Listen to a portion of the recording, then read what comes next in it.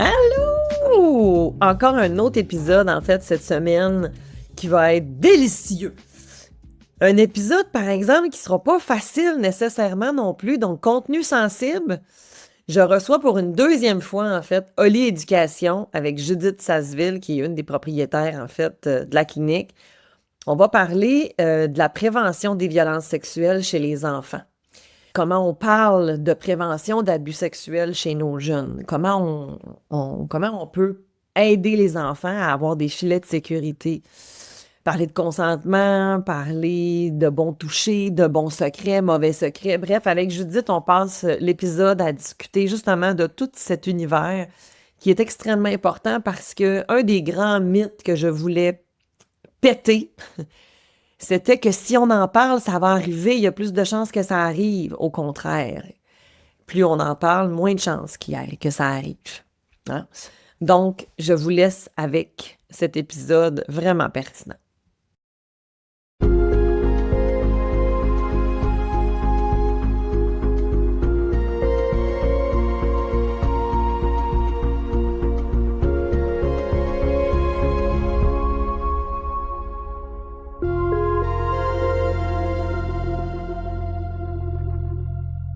Bonjour à tous et bienvenue à une autre émission de Équilibre tes relations. Aujourd'hui, je reçois Judith Sasseville. Bonjour. Oui, bonjour. Tu es sexologue et co-directrice de Oli Éducation. Exactement. Oli Éducation, c'est une plateforme d'éducation à la sexualité pour aider les parents et les adultes de confiance à faire l'éducation à la sexualité de leur enfant de 0-12 ans. C'est nécessaire. Oui, c'est très nécessaire. En fait, sur cette plateforme-là en ligne, on va retrouver plusieurs vidéos explicatives de différents sujets pour vraiment accompagner les parents, les adultes à donner les concepts, à les comprendre, mais à les donner aussi au bon niveau développemental de leurs enfants. Fait qu'on va leur proposer vraiment des vidéos selon l'âge de leur enfant ou des sujets à aborder. Là. Fait que c'est vraiment une belle plateforme clé en main pour un parent. Est-ce que c'est aussi pour les intervenants? Oui, les intervenants, on les inclut dans adultes de confiance, mais c'est sûr que notre premier client, c'était les parents. Mais c'est de l'information qui est tout autant bonne pour un éducateur, un intervenant. C'est ça, un professeur, n'importe qui. C'est ça, en fait, même tout adulte, comme tu dis, de confiance. C'est ça. Un oncle, une tante qui veut s'informer, là, c'est vraiment... Exact. C'est vraiment pour tout le monde. Est-ce que vous avez un volet abus sexuel? Parce qu'aujourd'hui, c'est de ça qu'on va se parler ensemble. Ben, effectivement, c'est un sujet qui nous tient à cœur, qui est vraiment important présentement.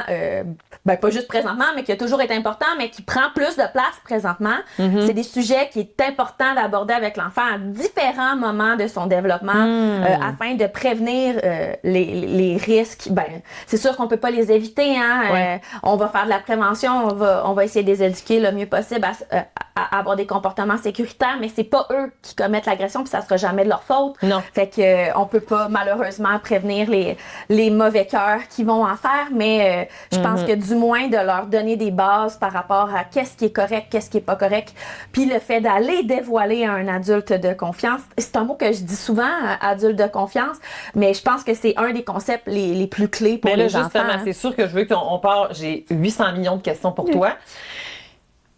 On va partir avec la base. C'est quoi un adulte de confiance? Un adulte de confiance, c'est vraiment quelqu'un qui va être là pour supporter, accompagner l'enfant dans ses questionnements, dans ses inquiétudes, dans le vécu de ses sentiments. C'est quelqu'un qui a à cœur le bien-être de l'enfant. Je pense à parents, éducateurs, ça peut être voisins, voisines, amis de la famille, peu importe, mais qui vont être ou qui vont agir dans le bien de l'enfant pour l'aider et l'accompagner dans le mieux qu'il peut, tu sais. Mm-hmm. Un exercice que j'aime faire, c'est d'ailleurs de demander aux enfants de nommer une liste de 5 adultes de confiance, puis surtout de leur expliquer que peu importe ce qui arrive, c'est à ces personnes-là qui peut aller tout raconter, puis que si jamais dans n'importe quel cas que, mettons, le premier adulte, il croit pas qu'est-ce que tu dis. Je suis contente que tu vas là. Je pense que c'est...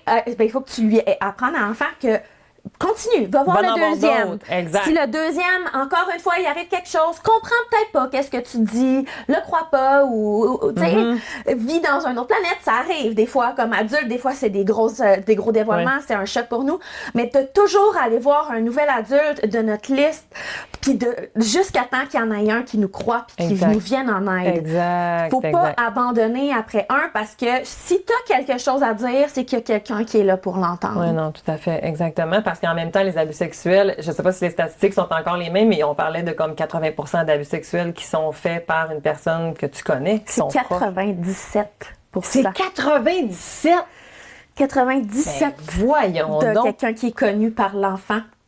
Hein, c'est encore... OK, moi, quand j'ai étudié, là, c'était ça, les stats à ce moment-là. Ça fait un bout quand même, mais... Oh my God! Ben, Excuse-moi, surtout chez les enfants, là, peut-être que c'est 80 à l'état global, parce que peut-être pour ouais, c'est ça. OK, toi, dans le fond, c'est vrai, tout c'est spécialisé en enfance. Fait que mes statistiques sont pour les enfants. Statistique, en fait, de la population générale? Global, ça se pourrait que ça soit 80, oui. Mais chez les enfants, c'est 97%. Fait que c'est d'autant plus important d'apprendre les adultes de confiance puis leur apprendre justement le fait d'aller en dévoiler à un autre puis à un autre, parce que je veux dire, ça existe des mondes dans lesquels c'est un adulte de confiance qui va commettre un geste déplacé. Fait que si l'enfant a seulement un adulte de confiance puis que c'est celui qui commet un geste déplacé, ben ça va mourir dans l'œuf, tu sais, le dévoilement. Tandis que si, tu sais, si, exemple, ça arrive par grand-papa, côté maternel, mais qu'on le dit à maman, peut-être que maman va vivre des enjeux, tu sais, va vouloir pas croire que c'est vrai parce que c'est son père, tu sais, par exemple.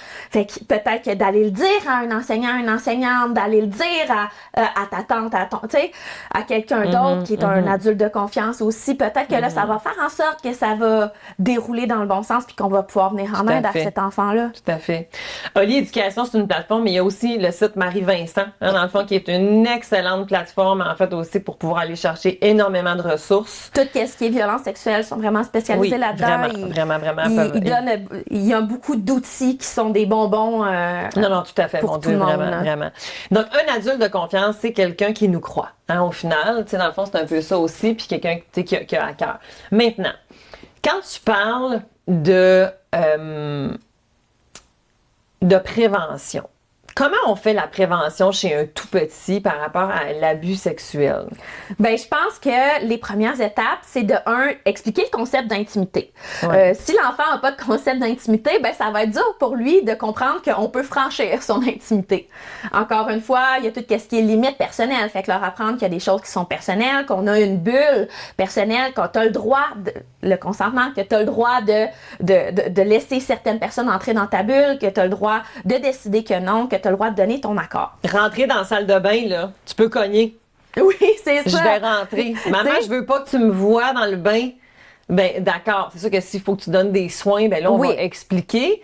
Puis là, c'est peut-être, en fait, là, qu'on peut faire une distinction entre un bon toucher puis un mauvais toucher, en fait, quand on explique avec un enfant. Effectivement, je pense que c'est pertinent de leur apprendre les bons touchers, les moins bons, ben, les pas bons touchers, mais aussi les touchers qui sont mélangeants. Ceux-là qui sont ambivalents. Genre un médecin, là, mettons. C'est ça, tu sais, si on leur dit, ben, il n'y a pas d'adulte à part pour des soins qui peuvent toucher tes parties intimes, mais qu'exemple, il y a une irritation au niveau des parties génitales, on va chez le médecin, ben, forcément, le médecin va probablement y toucher pour regarder. L'enfant peut devenir confus, lui expliquer que là, évidemment, t'es un parent, t'es un jeune enfant, tu vas être dans la salle avec lui. OK, maman, papa est là, c'est pour un contexte qui est médical, c'est pour s'assurer que tu vas être en santé. Je pense que c'est pertinent d'expliquer ce concept-là à l'enfant parce que sinon, effectivement, que ça peut être mélangeant pour lui. Aussi, lui dire les toucher que les gens n'ont pas le droit de faire. On n'a pas le droit de donner des bisous sur tes parties intimes. On n'a pas le droit de les prendre en photo parce que sans nécessairement toucher directement, prendre en photo,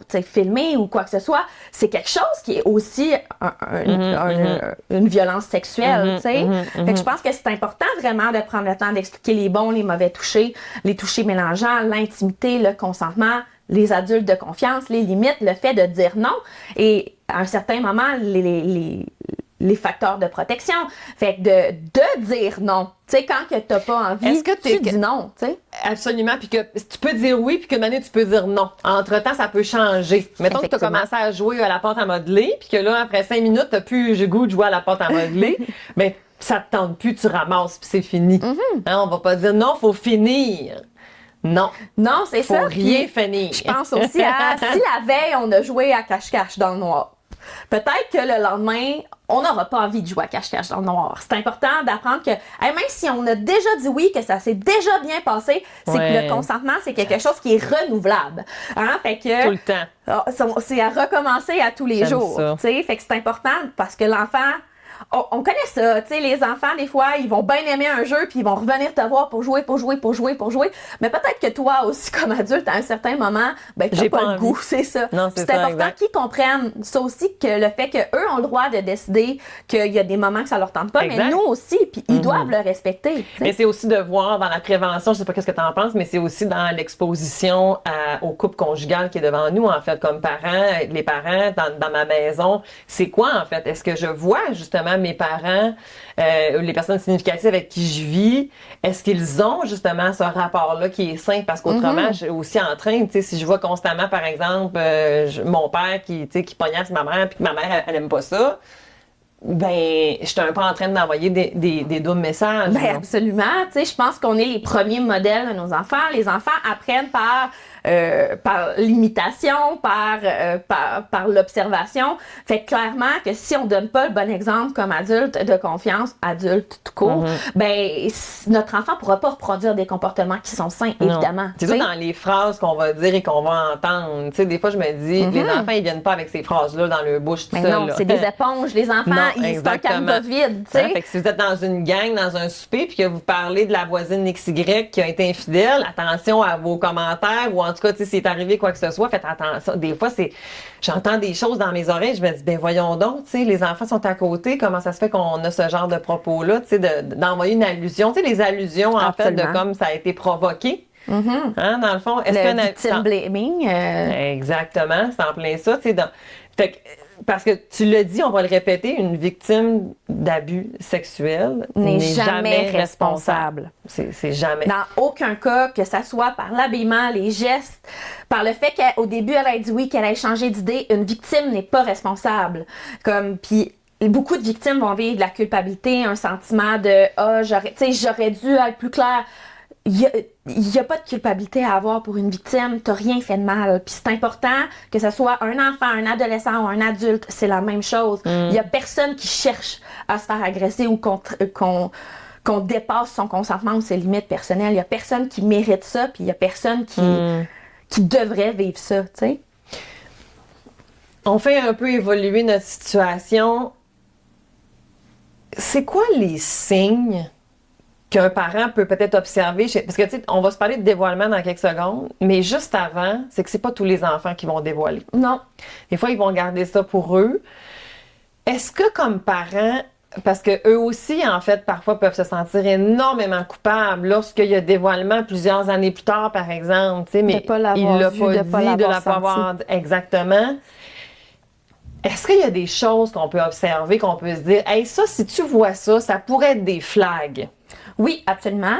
À la base, avant de rentrer dans les signes, ce que j'aimerais dire, c'est que un enfant peut garder le secret pour plusieurs raisons. Soit parce qu'il sait que ça peut blesser ses parents ou que ça pourrait les faire réagir dans un sens qui pourrait avoir de la peine, qui pourrait être en colère. Soit c'est parce que c'est aussi quelqu'un qui aime. Tu sais, il veut pas que cette personne-là ait des ennuis, il veut pas que cette personne-là aille en prison, tu sais, veut pas qu'il y ait des Puis problèmes. des fois, c'est qu'ils pensent même pas que c'est mal, Des fois, il peut penser que c'est Il y a pas mal, des- mais des fois, il peut le savoir, puis pas vouloir, tu sais, c'est ça qui a de conséquences négatives que ça, pour lui, pour les personnes, ne peut pas se faire chicaner. Peut-être que l'agresseur va même lui avoir demandé de garder le secret sous chantage menace en Ben oui. disant hey, si tu le dis, tes parents croiront plus jamais, tu sais, ils vont savoir que j'ai pas fait ça, puis tu sais, ils vont juste penser que t'es un menteur. Fait que, bref, il peut avoir eu beaucoup de manipulations, ce qui pourrait faire en sorte qu'un enfant garde le secret. Par contre, Puis on dit un enfant, mais c'est aussi un adolescent, puis c'est aussi un absolument, adulte. OK, absolument. on va mettre ça au clair. c'est là. sûr que les enfants sont plus manipulables, sont plus vulnérables, Absolument, mais ça peut, absolument. je pense, aux personnes à besoins particuliers, Oui. tu sais, ils vont avoir des vulnérabilités qui sont Tout à fait. accrues. Ça peut durer plus longtemps aussi. Mais bref, oui, il y a certains signes qu'on peut observer. Je pense principalement à un changement de comportement soudain. Si ton enfant est toujours de bonne humeur, puis que là, tu réalises que ça fait une semaine que, hey, il est maussade, il n'y a pas de raison, il m'explique pas qu'est-ce qui se passe, il est pas de bonne humeur, il s'enferme, il s'isole. Tu sais, on connaît nos enfants, tu sais, on connaît les enfants qui nous entourent. Si Ouais. on voit un changement dans leur comportement, moi, j'irais essayer de creuser. Peut-être que c'est rien. Je veux pas dire que s'il y a un changement dans le comportement, qu'il y a forcément eu agression sexuelle. Non, ça mais peut être plein de choses. c'est ça. Mais, tu sais, je pense que c'est un flag quand même pour aller essayer de regarder s'il y a quelque chose qui va pas. Je pense à des régressions, par exemple, un enfant qui commence à se réveiller la nuit de peur de cauchemar, ou un enfant qui avait un bon langage puis qui perd son vocabulaire. Je pense à un enfant qui, là, peut-être plus jeune, mais qui mangeait bien puis que là, qui mange plus. Tu sais, tous ces petits signes-là de comportement, ça peut être des flags. Sinon, Est-ce que c'est un signe des enfants qui ont des comportements sexuels problématiques? Est-ce que ça veut automatiquement dire qu'ils ont vécu de l'abus? non, ça Bon. peut être pour plusieurs raisons, mais par contre, ça peut rester un signe. Oui. Je pense à un enfant, exemple de jeune âge, qui aurait des comportements, qui connaît du moins des comportements sexualisés qu'il n'est pas censé connaître. Bon, là, on pourrait se poser une question, pourquoi qu'il connaît ça? Est-ce qu'il l'a déjà essayé? Est-ce qu'il l'a vu quelque part? Parce que de la violence sexuelle, ça peut aussi être de diffuser ou de mettre à disposition de la pornographie ou du matériel à caractère explicite d'un enfant de jeune âge. Tu sais? Je pense à des parents qui laisseraient des films porno sur les ordinateurs ou sur les télévisions. L'enfant n'est pas censé faire ça, c'est de la négligence, c'est de la violence sexuelle. Mais bref, l'enfant, que ça soit de 0 à pratiquement 14 ans, il n'est pas censé connaître tout ce qui est un préliminaire comme on l'entend. Il n'est pas censé savoir qu'un pénis ça peut aller dans la bouche. C'est pas censé savoir ça. Fait que si on voit qu'il essaie de reproduire, qu'il essaie de faire du chantage aussi à d'autres enfants, qui commet des gestes clairement à caractère sexuel, peut-être empreint d'agressivité ou de ça, moi, je me poserais une question, j'irais consulter du moins, ou j'essaierais de voir qu'est-ce qui se cache derrière ça. Merci, je trouve ça important parce que, comme psychoéducatrice, c'est juste que des fois, en fait, c'est qu'il y a des comportements sexuels, mais qui sont pas reliés effectivement à l'abus, mais il faut aller explorer, en fait. C'est comme, qu'est-ce qui se passe, en fait, dans le fond. Oui, c'est ça. C'est une manière d'exprimer quelque chose à quelque part, en fait. Parce qu'il n'y a rien qui est corrélé exactement. Non. Ah, s'il fait ça, c'est légal qu'il a vécu ça. Non. Ça peut être plusieurs raisons. Ça peut être parce qu'un ami qui a vécu ça lui a montré ça ou lui a parlé de ça. Tu sais, mais je pense que d'investiguer, c'est notre rôle d'adulte de confiance, puis que c'est important qu'on le fasse. C'est notre devoir, en fait. Exact. Et je prends quelques petites secondes pour te parler de mon accompagnement PAF, parents aimants, fermes et épanouis. Pourquoi je t'en parle là? Parce que le sujet dont on est en train d'aborder, peut-être que ça te permet de te rendre compte que, peut-être que moi aussi, je vis des choses des fois qui sont plus difficiles dans ma parentalité. Que vous soyez en couple, que vous soyez séparés. Des fois, les stratégies d'intervention avec nos enfants, on n'est pas toujours accordés. On se questionne, est-ce qu'on fait la bonne affaire? C'est-tu correct? Bref, cet accompagnement-là, c'est 5 mois avec moi en virtuel et si tu es dans ma région, on peut se voir aussi en présence. Mais j'approfondis des thèmes, on va plus loin pour comprendre qu'est-ce qu'il y a en dessous, justement, des comportements de tes enfants et comment répondre, justement, pour avoir une parentalité qui est bienveillante et qui est encadrante, mais en étant dans l'amour. Hein? Plus on se comprend aussi comme parents. C'est souvent ce que les parents me disent. Caroline, je suis un parent plus bienveillant parce que je me suis donné plus d'amour. Parce qu'on est des humains. C'est pas toujours facile, en fait, accompagner nos enfants. Alors, bref, le PAF, ça sert vraiment à ça. Fait que si tu veux plus de détails, va voir sur mon site web, girardcynthia.com. En plus, tu peux utiliser mon code promo avec Corsé 15, vu que tu es un auditeur. Alors, pourquoi pas? À bientôt! Et là, justement, par exemple, si mon enfant me dévoile quelque chose, ou tantôt, on peut peut-être finir ça, en fait, avant d'aller là, mais si on a des inquiétudes, et là, tu dis, on va aller creuser. Là, j'imagine maman, papa à la maison, puis de se dire, comment je fais ça? Ouais. Parce que des fois, on va se dire, on va beaucoup entendre qu'il ne faut pas saboter le témoignage. Fait que si je te propose des affaires, ça se pourrait. Comment qu'on fait ça? Oui. Je pense que pour creuser, il faut premièrement, que ce soit pour creuser ou quand on reçoit un dévoilement, les deux, c'est la même chose. Mais premièrement, on se place à la hauteur de l'enfant. Hein? On se met pas en position d'autorité. Premièrement, s'il y a quelque chose qui va pas ou s'il y a eu violence, probablement qu'en se mettant en position d'autorité ou de supériorité, ça va rendre l'enfant mal à l'aise, il va vouloir te faire plaisir, il va vouloir te dire ce que tu veux entendre, même si c'est pas nécessairement le cas. On se met à sa hauteur, puis là, on lui pose des questions ouvertes. Fait qu'aucune question suggestive, mais plus, tu sais, j'ai remarqué que ça... c'est quoi une question ouverte, Judith? Oui. J'ai remarqué que ton comportement avait changé. Est-ce qu'il y a quelque chose qui s'est passé? Tu sais, est-ce que... comment tu te sens présentement? C'est quoi les émotions que tu vis? Tu sais, est-ce qu'il y a quelqu'un qui a fait quelque chose qui t'a dérangé? Tu sais, sans préciser de personne, sans préciser d'acte, tu sais, demander est-ce qu'il y a quelque chose qui t'a rendu inconfortable dans les derniers temps? Tu sais, on peut lui demander ça, mais sans préciser de comportement ou de choses, parce que si l'enfant est capable de répondre par oui ou par non, ben forcément, il va probablement te répondre oui, parce que il va penser que c'est ça que tu veux entendre. Fait que si tu lui dis est-ce que quelqu'un t'a fait du mal, probablement qu'il va te dire oui. Tu sais? Fait que... comme, est-ce qu'il y a un moment dans lequel tu as été inconfortable dans les derniers temps? Tu sais, c'est quoi ce moment-là? Est-ce que tu peux m'en parler? Tu sais, vraiment pousser. Mais sans qu'il dit non à tout, là. S'il dit non à tout, ben... Est-ce que tu vas un peu plus loin pour aller mettre, justement, en fait, de parler plus d'ordre sexuel, justement, moi, en fait? je tomberais dans l'éducation. Tu sais, je reprendrais les concepts. C'est bon. Est-ce que tu te souviens, ce concept-là, on en a déjà parlé. Est-ce que tu as des exemples pour ça? Est-ce que ça t'est déjà arrivé de voir quelqu'un qui avait pas respecté le consentement d'une autre personne? Vraiment rester dans le vague. Ouais. Mais d'y retourner dans l'information. À la limite, s'il l'a pas vécu puis c'était non pour vrai, ben, on lui fait un rappel de connaissance, tant mieux, c'est un bon moment. Ouais, okay. Mais si jamais, peut-être qu'il va te préciser par certains exemples ou peut-être que ça va lui faire faire des liens dans sa tête de « Ah! » Ben, peut-être que c'était pas correct qu'est-ce que j'ai vécu ou peut-être qu'il y a quelque chose qui cloche parce que peut-être que l'enfant s'en rend même pas compte. Fait que même, tu sais, il se sent pas bien, il sait pas trop pourquoi parce qu'il a pas réalisé que c'est engendré de tel ou tel événement qui est arrivé auparavant, tu sais. Fait que si, mettons que là, on a fait de l'éducation encore une fois, puis il y a toujours rien qui sort, on arrête là ou ben on continue? Ben, je resterais vigilant. Je pense que il faut pas pousser l'enfant. C'est ça, dans le fond. T'en viendrais pas, mettons, à dire, y a-tu quelqu'un qui a touché tes parties Non. ou est-ce qu'il y a comme, tu irais pas nécessairement Non. là? Parce que ça se pourrait que l'enfant, il dise oui, mais que ça soit pas... Surtout si c'est quelque chose qui est long, qui prend du temps. À un moment donné, l'enfant va se tanner, il va être là, ben, je réponds clairement pas qu'est-ce qu'elle veut savoir. Je vais lui donner qu'est-ce qu'elle veut entendre.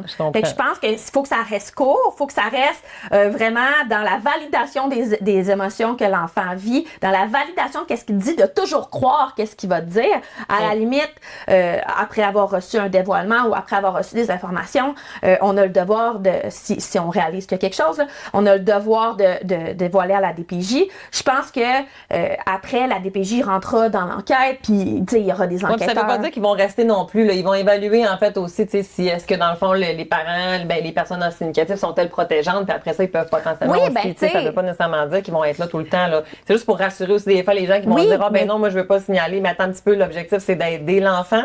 Des fois ils peuvent vous mettre en lien avec des ressources, puis ça veut pas nécessairement dire qu'ils vont rester DPJ là et qu'ils vont pas enlever vos enfants c'est non ça, plus. DPJ égale pas je vais enlever les enfants. Tu sais, si c'est pas fait à l'intérieur de la famille, ils vont juste s'assurer que l'enfant est en sécurité puis l'enfant n'aura pas de contexte de revoir l'agresseur, par exemple.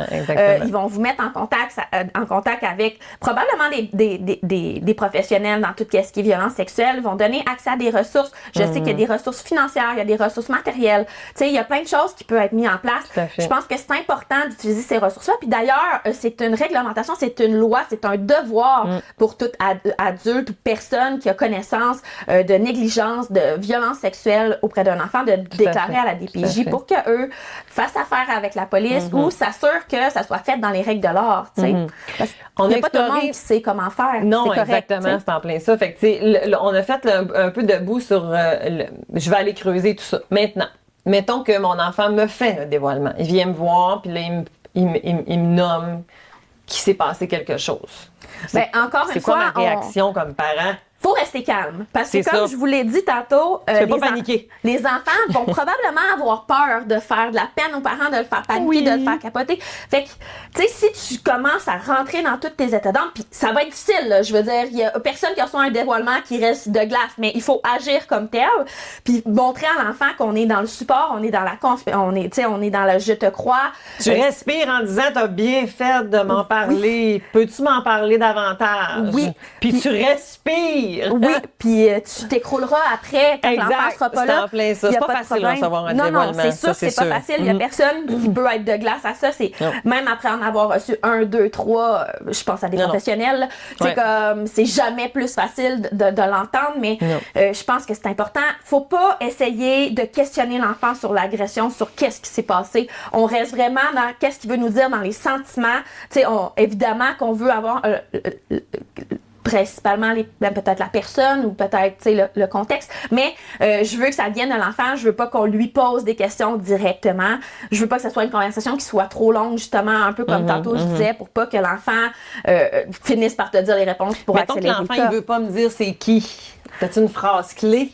Ben, moi, je dirais que c'est pour l'aider à le protéger lui-même, tu sais. Exact. Puis je pense que c'est important de le préciser, mais on peut pas dire à un enfant qu'on va garder le secret sur cette confidence-là. On peut pas leur dire ça parce que, comme je l'ai dit, c'est une obligation de le dévoiler. Fait que puis il faut pas le cacher à l'enfant qu'on va faire ce dévoilement-là. Moi, je suis d'avis, puis je suis pour qu'on lui explique avec transparence et honnêteté de hey, je peux pas garder le secret que tu m'as dit, mais c'est vraiment pour ton bien, c'est pour t'aider, c'est pour pas que cette chose-là se réarrive à nouveau. Moi, si je garde le secret aussi, il n'y a rien qui va changer. C'est pour qu'on... Exact, c'est ça. C'est pour qu'on ait de l'aide. C'est ça, c'est pas la situation qu'on veut avoir. T'auras jamais de problème. Je pense parce que les enfants peuvent avoir peur de ça. T'auras jamais de problème à me l'avoir dit, c'est pas toi qui vas être en danger. Moi non plus. On va juste faire en sorte que tu sois dans une situation qui est plus sécuritaire. Puis des fois, ça va être aussi, mettons, qu'ils ont reçu un dévoilement de leurs amis. Puis que là, ils disent, mais là, maman, elle me dit de garder le secret. Ben là, des fois, c'est de dire, ben je t'entends, mon amour, mais les enfants, ils n'ont pas toutes les solutions. Les adultes, ils peuvent aider, justement. Tu as bien fait de m'en parler, mais on va pas plus garder le secret. Mais c'est important de dire, tu sais, si on garde le secret, ça protégera pas ton ami. Ton ami, elle va retourner dans cette situation-là, puis elle va peut-être revivre des choses comme ça. Puis ça se peut qu'elle soit fâchée après toi au début. Oui. Mais à un moment donné, elle va comprendre que si tu as fait ça pour son bien, puis toi, tu fais la bonne chose présentement. Tu sais. Exactement. C'est quoi la prochaine étape après? Alors, là, ce que je comprends, c'est que l'enfant me dévoile, je reste calme. Je lui pose des questions ouvertes, en fait, pas trop longues, en fait. Puis des genres de questions ouvertes, c'est plus comme sur comment tu te sens. Est-ce que ça peut être, en fait, de lui demander qu'est-ce qui s'est passé? Oui. Puis là, l'enfant va me répondre, mais on va pas proposer. Est-ce qu'il a touché tes seins, par exemple? On va pas aller nommer les parties nécessairement. Exactement. Mais tantôt, j'ai dit une phrase. Peux-tu m'en parler davantage de ça? Ça, c'est une excellente phrase. C'est une excellente phrase qu'elle dit. Fait que c'est que, parce que dans le fond, c'est que je ne suggère absolument rien. Fait que l'enfant pourrait continuer à me parler, par exemple, du pénis. Puis là, il va commencer à me... Versus que si moi, je nomme... Est-ce que c'est le pénis qu'il a utilisé pour mettre dans ta vulve, mettons? Ben, elle va peut-être dire oui, puis c'est pas vrai. Ben, c'est ça. Tu sais, peux-tu m'en parler davantage de comment ça s'est passé? Tu sais, comme tu réutilises les mêmes mots, mettons, que l'enfant. Ça peut être aidant.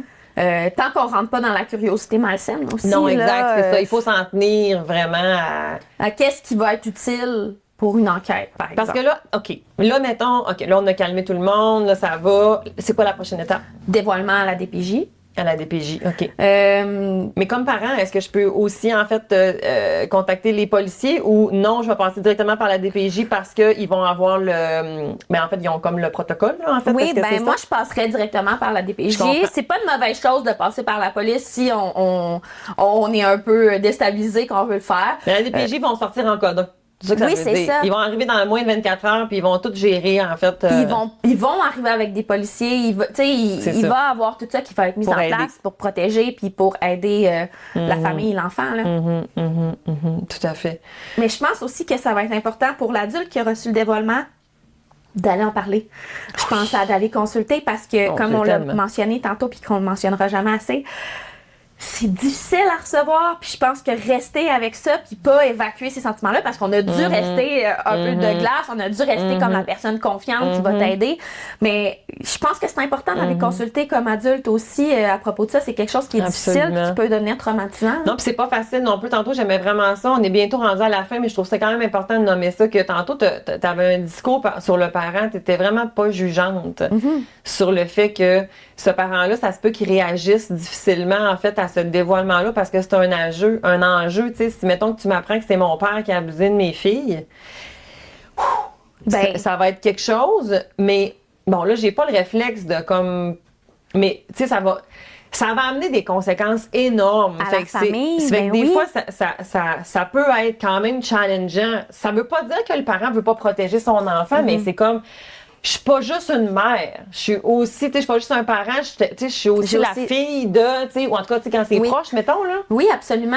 Puis C'est mon tu sais, conjoint, c'est tu mon sais, mari. vu qu'on l'a dit au début, c'est 97% des personnes connues. Fait que c'est forcément quelqu'un qui était proche de la famille, quelqu'un oui. peut-être à qui tu fais confiance, à qui tu as des sentiments peut-être d'amour, tu sais. Ben Je me oui. dis, c'est toujours une confrontation qui est énorme.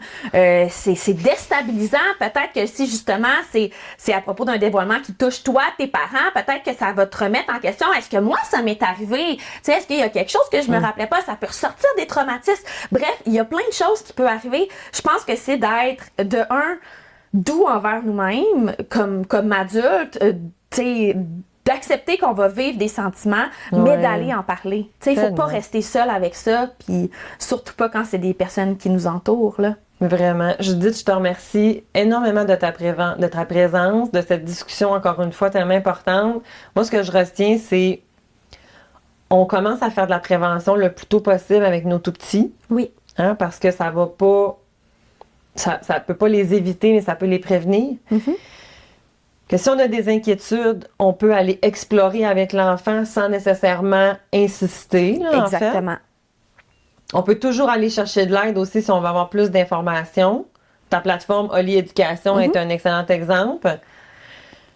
Si on reçoit un dévoilement, On reste calme. on reste calme. Dans puis la validation, on croit l'enfant. Exact, on croit l'enfant. Ça, c'est qu'on croit n'importe qui, là, que ce soit un adulte, un adolescent, un enfant. Absolument. Faut croire en Absolument. premier. Absolument. Faut être de son bord. Puis à la limite, si on a mal compris certaines choses, ça sera réajustable. Mais Absolument. s'il y a dévoilement quelque part, c'est qu'il y a quelque chose Absolument. il y a Absolument. quelque chose à dévoiler. Et on s'entoure de ressources pour être en mesure de traverser Oui. cette période qui ne sera pas nécessairement facile dans la reconstruction. Non, c'est ça. Merci Judith. Ben, merci.